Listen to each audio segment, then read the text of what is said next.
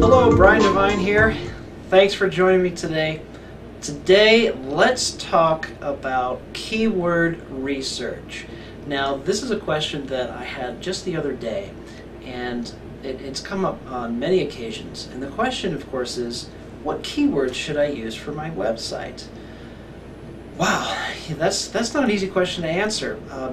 Keyword research, I think, is probably one of the most important aspects of building a website or an online campaign, and it is one of the most overlooked portions of building an online campaign.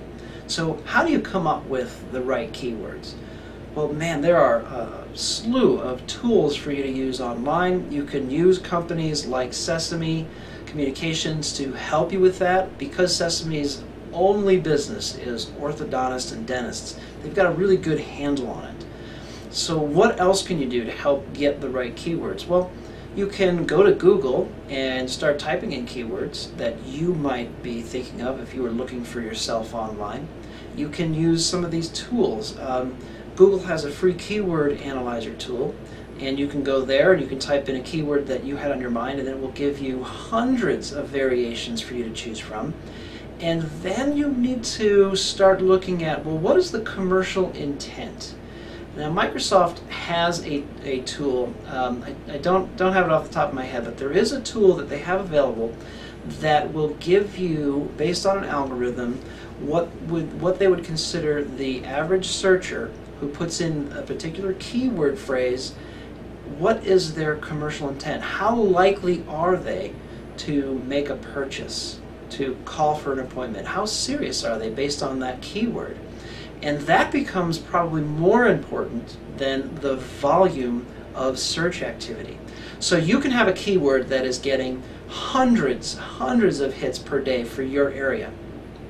But when you run it through this tool and you find out the commercial intent is about 10%, well, maybe you don't want to spend a whole lot of time fighting over that keyword, because if there's that much traffic, I'm willing to bet everybody else in your area is trying to capitalize on that keyword or that keyword phrase.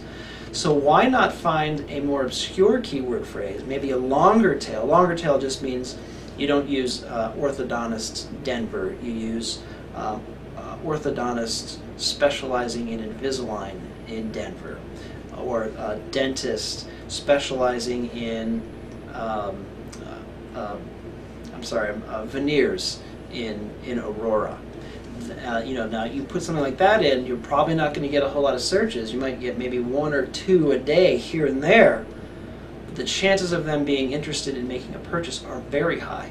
And your ability to come up as the number 1, possibly 2 and 3 on that search term are very high, because people aren't really fighting over that keyword phrase.